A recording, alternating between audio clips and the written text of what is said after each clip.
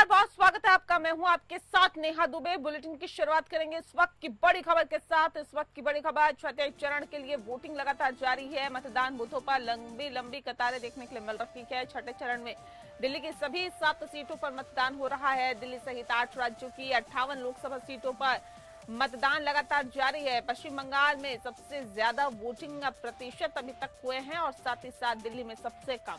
हरियाणा की 10 सीटों पर भी वोटिंग जारी है और छठे चरण का चुनाव बेहद दिलचस्प और बेहद महत्वपूर्ण कहा जा सकता है। 6 राज्य और 2 केंद्र शासित प्रदेशों में मतदान हो रहा है। 11 करोड़ से अधिक मतदाता अपने मताधिकार का इस्तेमाल करेंगे छठे चरण में और कर रहे हैं।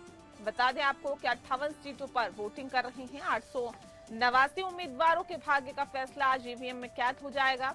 हरियाणा की सभी 10 सीट, बिहार की 8, झारखंड की 4, ओडिशा की 6, उत्तर प्रदेश की 14, पश्चिम बंगाल की 8, दिल्ली की 7 और जम्मू कश्मीर की 1 सीट पर मतदान जारी है। दिल्ली की सभी 7 सीटों पर वोटिंग हो रही है और इस चरण में दिल्ली की सभी 7 लोकसभा सीटों, उत्तर पूर्वी दिल्ली, उत्तर पश्चिम दिल्ली, चांदनी चौक, दक्षिण दिल्ली, पूर्वी दिल्ली, पश्चिमी दिल्ली, नई दिल्ली पर मतदान हो रहा है। बीजेपी के मनोज तिवारी, बांसुरी स्वराज, कांग्रेस के कन्हैया कुमार और उदित राज, आम आदमी पार्टी की सोमनाथ भारती राष्ट्रीय राजधानी में मैदान में प्रमुख उम्मीदवारों में से हैं। बता दें कि छठे चरण में हरियाणा की सभी 11 सीटों पर मतदान हो रहा है, जिसमें मैदान में प्रमुख उम्मीदवारों में पूर्व मुख्यमंत्री और बीजेपी नेता मनोहर लाल खट्टर शामिल है, जो करनाल से चुनाव लड़ रहे हैं, और बीजेपी के राव इंद्रजीत सिंह और नवीन जिंदल और क्रमशः गुरुवार को कुरुक्षेत्र सीट से मैदान में हैं।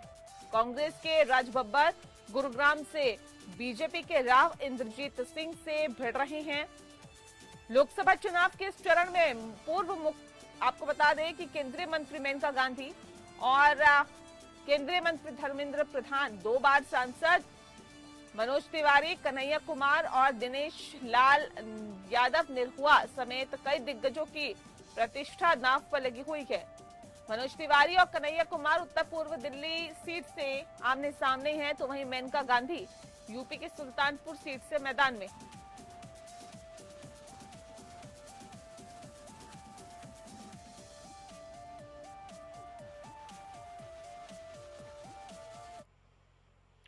और अब चलिए आपको ग्राफिक्स के जरिए समझाते हैं कि किस राज्य में 3 बजे तक कितने फीसदी मतदान हुआ है। पश्चिम बंगाल में सबसे ज्यादा वोटिंग हुई है। पश्चिम बंगाल में 70.19% वोटिंग हुई है और उत्तर प्रदेश में 43.95% मतदान हुआ है। बिहार में 45.21% मतदान हुआ है।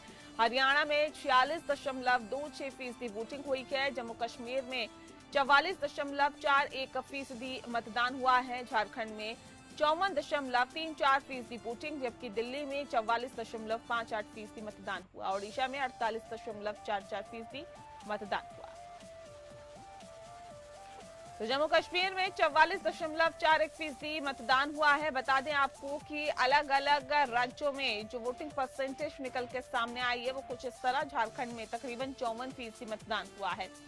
वहीं दिल्ली में 44% के लगभग मतदान की खबर अभी तक निकल के आई है। ये 3 बजे तक का आंकड़ा हम आपको बता रहे हैं। ओडिशा में तकरीबन 48% मतदान हुआ है। 48.44% आंकड़ा आया है। पश्चिम बंगाल में सबसे ज्यादा वोटिंग, जबकि दिल्ली में सबसे कम वोटिंग हुई है।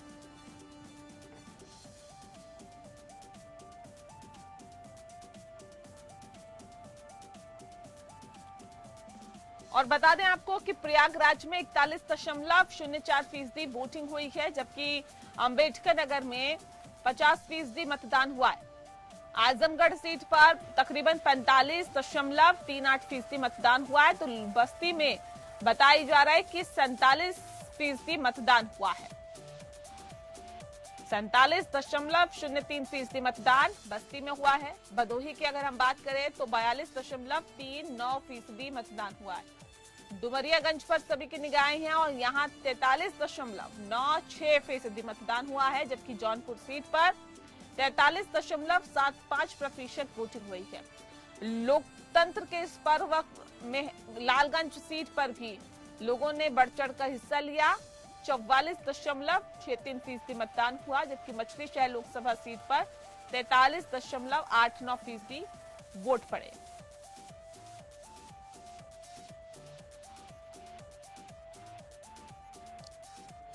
नीरज सिंह ज्यादा जानकारी के साथ हमारे संवाददाता बोकारो से हमारे साथ सीधे जुड़ गए हैं। नीरज, जानना चाहेंगे झारखंड में अभी तक कितने फीसदी मतदान हुआ है? क्या कुछ अभी तक 3 बजे तक का आंकड़ा निकल के सामने आया है? देखिए नेहा, अगर हम मतदान की बात करें तो झारखंड में जो है अभी तक जो हमें 3 बजे का आंकड़ा मिला है, 3 बजे के आंकड़ा में 54% जो है मतदान हुआ है यहाँ पे, और अभी भी आधे घंटे का समय बाकी है। और आधे घंटे के समय में संभावना है कि मतदान का प्रतिशत जो है लगभग 60 से 62% पहुंचने की आशंका है। क्योंकि मतदान प्रतिशत की हम बात करें तो गर्मी काफी है, धूप काफी यहाँ पे कड़ी थी, इसी को लेकर जो है मतदान का प्रतिशत अगर हम कहें तो कुछ कम आया है। हालांकि जिला प्रशासन ने मतदान प्रतिशत को बढ़ाने के लिए बहुत सारे इसके पहले कार्यक्रम भी किए थे, जो चुनाव आयोग का निर्देश था उसके हिसाब से। फिलहाल अभी हमें धनबाद लोकसभा के बोकारो में, और धनबाद लोकसभा के बोकारो की अगर हम बात करें तो यहाँ पे जो 3 बजे तक की जो हमें आंकड़ा मिला था मतदान प्रतिशत का, वो मिला था लगभग 57%। और अगर हम बात करें गिरिडीह लोकसभा की, तो गिरिडीह लोकसभा का भी अगर हम आंकड़ा बात करें तो गिरिडीह लोकसभा में भी लगभग 54% मतदान का जो है हमें आंकड़ा मिला था कि 3 बजे तक जो है यह मतदान हुआ है। क्या मुद्दे हैं झारखंड में जिसको लेकर जो मतदाता है वो मतदान केंद्र पर पहुंच रहे हैं, अपने मताधिकार का इस्तेमाल कर रहे हैं?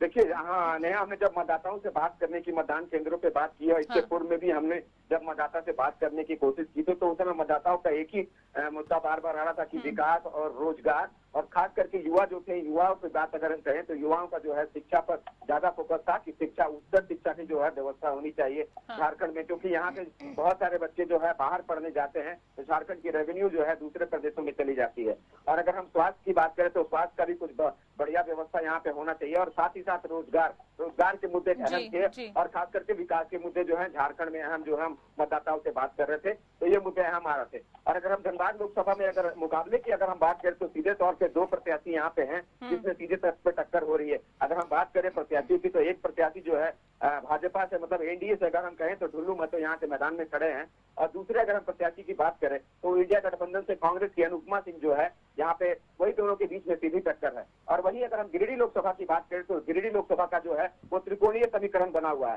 त्रिकोणीय समीकरण में अगर हम बात करें तो त्रिकोणीय समीकरण में हम अगर कहें तो इंडिया गठबंधन से झामुमो के मथुरा प्रसाद महतो है, चुनाव में है। उसके बाद अगर हम इंडिया गठबंधन की बात करें तो इंडिया गठबंधन में जो सहयोगी दल है भाजपा की आजसू, उनके जो है प्रत्याशी है चंद्र प्रकाश चौधरी, वो पूर्व में भी यहाँ जो है गिरिडीह में वो सांसद रह चुके हैं, इसके पहले वही सांसद यहाँ पे थे। और एक अगर हम मुकाबला करें तो एक युवा नेता है जो जयराम महतो है, ये सीधे तौर पे जो है त्रिकोणीय संघर्ष जो है इस लोकसभा में दिख रहा है। और मतदाताओं का अगर हम उत्साह की बात करें तो मतदाताओं में खास करके महिलाओं का जो है उत्साह बहुत ज्यादा देखने को मिला सभी मतदान केंद्रों पर। अभी भी हम एक मतदान केंद्र पे हैं, यहाँ पे भी लगभग जो मतदाताओं की अगर हम संख्या की बात करें तो मतदाताओं की संख्या में महिला की संख्या यहाँ पे बहुत ज्यादा थी।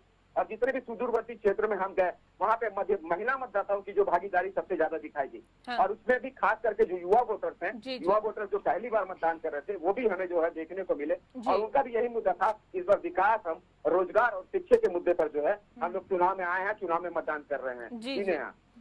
बहुत शुक्रिया आपका नीरज, तमाम जानकारी हम तक पहुंचाने के लिए।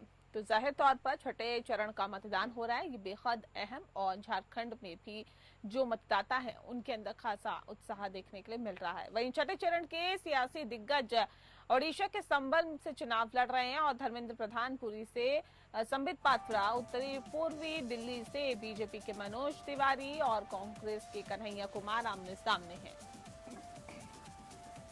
उत्तर प्रदेश के सुल्तानपुर सीट से बीजेपी की मेनका गांधी, जम्मू कश्मीर के अनंतनाग राजौरी सीट से बीडीपी की महबूबा मुफ्ती, पश्चिम बंगाल के तमलुक से बीजेपी के अभिजीत गंगोपाध्याय, हरियाणा के करनाल सीट से मनोहर लाल खट्टर, कुरुक्षेत्र से नवीन जिंदल और गुरुग्राम सीट से राव इंद्रजीत चुनावी मैदान में।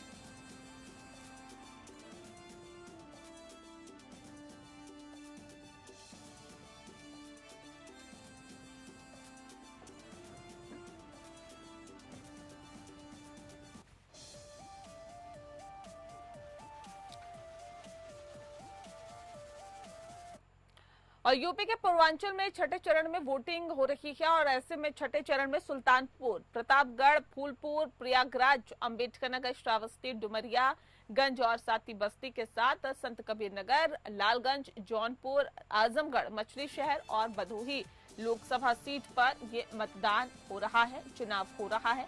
लोकतंत्र के छठे चरण में, लोकतंत्र के पर्व के छठे चरण में लोगों का उत्साह है वो देखते ही बन रहा है। यूपी के पूर्वांचल जो पूरा एरिया है उसके अंदर ही मतदान हो रहा है। 14 सीटें ऐसी है जिस पर आज मतदान उत्तर प्रदेश में हो रहा है और गजब का उत्साह लोगों में देखने के लिए मिल रहा है। कई मुद्दे हैं जिनको ध्यान में लेकर मतदाता मतदान केंद्र पर पहुंच रहे हैं, अपने मताधिकार का इस्तेमाल कर रहे हैं और इस लोकतंत्र के पर्व में बढ़ चढ़ कर अपनी हिस्सेदारी निभा रहे हैं।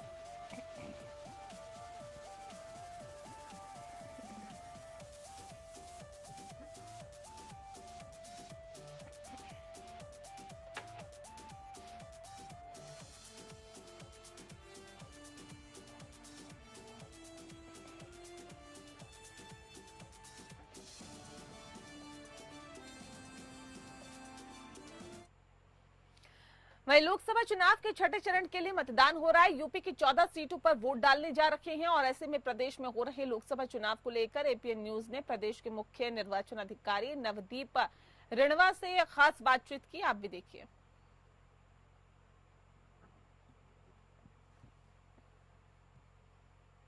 जी, किस तरह का मत प्रतिशत रहा है और छठे चरण में किस तरह से चुनाव तक संपन्न हुआ है? देखिए, अभी छठे चरण के चुनाव में 14 लोकसभा क्षेत्रों में वोट पड़ रहे हैं। सभी जगह शांतिपूर्ण ढंग से, सुचारू ढंग से मतदान चल रहा है। लोगों में उत्साह है, गर्मी के बावजूद लोग आ रहे हैं वोट देने के लिए और हमारे पोलिंग स्टेशंस पे भी इस बार काफ़ी बेहतर सुविधाएं वोटर्स को ध्यान में रखते हुए की गई हैं। किसी तरह की कोई सूचना कहीं से कुछ सामने आया? नहीं, सामान्य है सब जगह। कहीं से किसी तरह की कोई लड़ाई झगड़ा, हिंसा, अव्यवस्था की कोई सूचना नहीं है।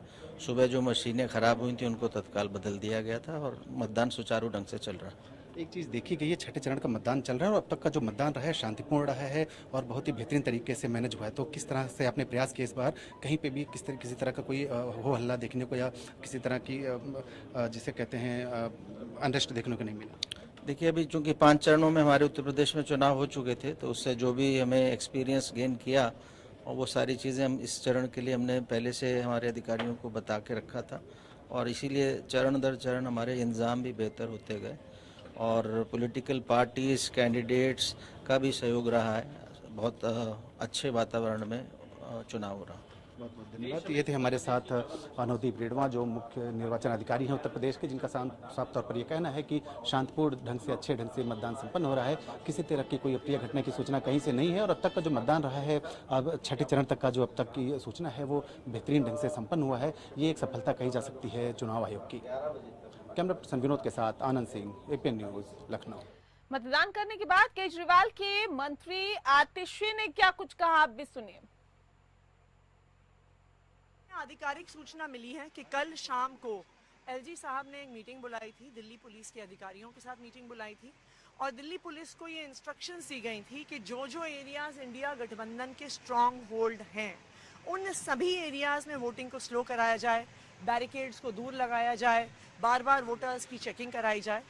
अगर ऐसा होता है तो ये फ्री एंड फेयर इलेक्शंस का उल्लंघन होगा। तो हम ये उम्मीद करते हैं कि इलेक्शन कमीशन इसका संज्ञान लेगा और इलेक्शन कमीशन ऐसी किसी भी साजिश को जरूर रोकेगा। मैम, एलजी बोल रहे हैं कि ये तो झूठे आरोप हैं और जो आरोप लगाए हैं आम आदमी पार्टी ने, इस पर कार्रवाई वो करेंगे आगे। देखिए, आज पता चल जाएगा। आज पोलिंग का दिन है, दूध का दूध, पानी का पानी हो जाएगा। ऑलरेडी कुछ एरिया से ऐसी खबरें आ रही हैं कि कुछ एरियाज में बहुत दूर बैरिकेड्स लगाए जा रहे हैं। तो अगर एलजी साहब ने ऐसा नहीं किया है, दिल्ली पुलिस ने ऐसा नहीं किया है, तो हमें भी पता चल जाएगा कि ऐसा कुछ नहीं है। वहीं मतदान करने के बाद जम्मू कश्मीर के पूर्व सीएम महबूबा मुफ्ती ने क्या कुछ कहा, ये भी सुनिए। किया जा रहा है बिना किसी वजह के 87 की रिगिंग।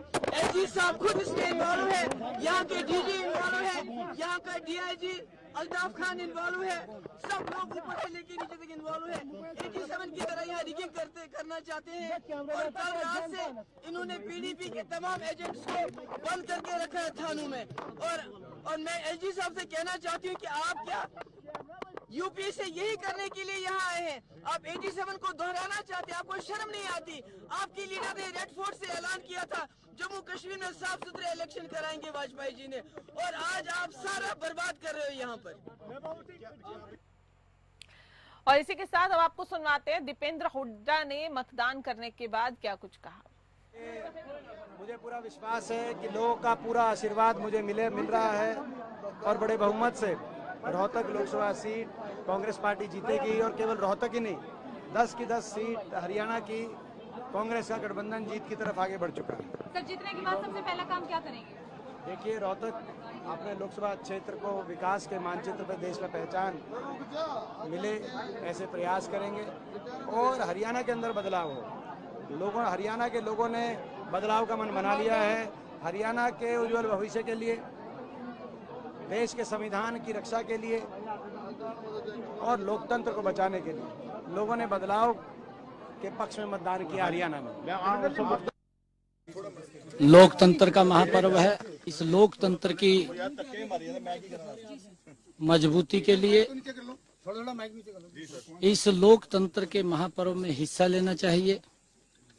मैं पूरे हरियाणा प्रदेश वासियों को ये अपील करता हूं कि इस मजबूत लोकतंत्र के लिए, स्वस्थ राष्ट्र के लिए आप लोकतंत्र में हिस्सा लीजिए और अपना मतदान कीजिए।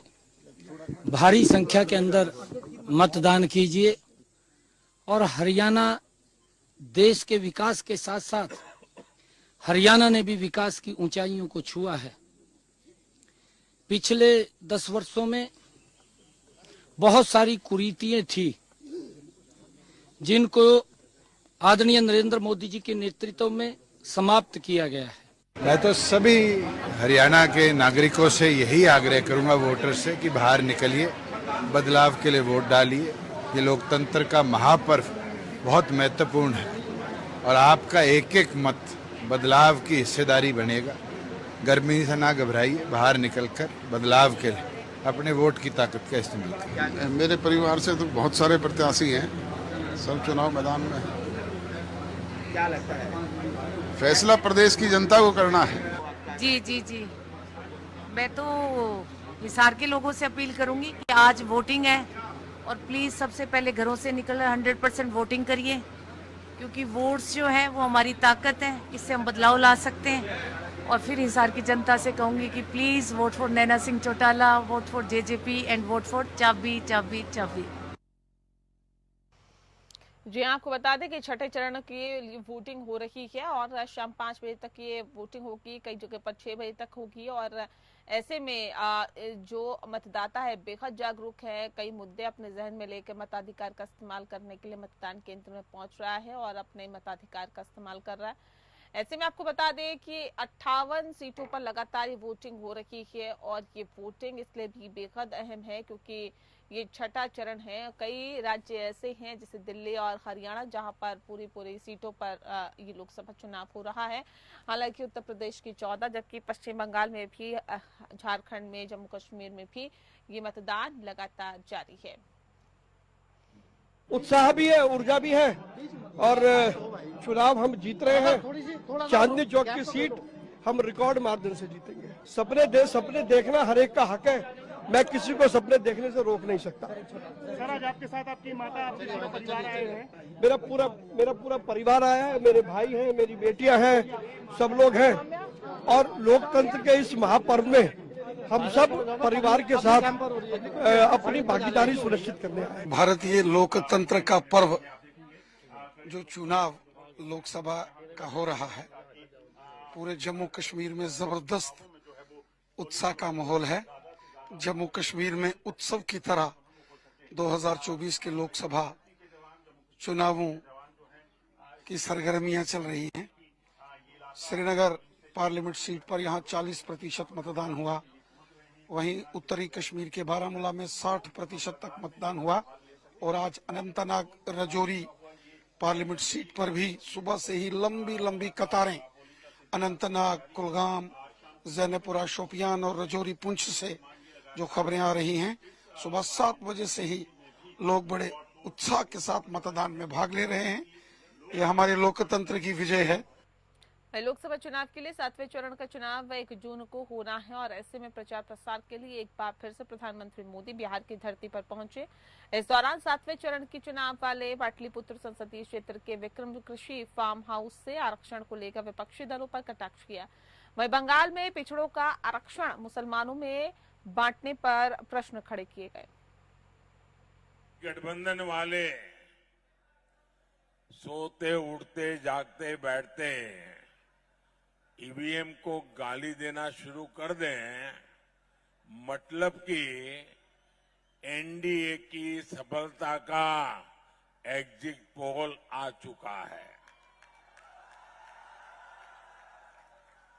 4 जून को पाटलिपुत्र में नया रिकॉर्ड बनेगा और देश में भी नया रिकॉर्ड बनेगा। 24 के इस चुनाव में एक तरफ 24 घंटे आपके लिए मेहनत करने वाला मोदी है, तो दूसरी तरफ 24 घंटे आपसे झूठ बोलने वाला इंडी गठबंधन है। एक तरफ मोदी है जो 24 घंटे 7 दिन 2047 में विकसित भारत बनाने में जुटा है। और इसी के साथ फिलहाल इस बुलेटिन में इतना ही। नमस्कार।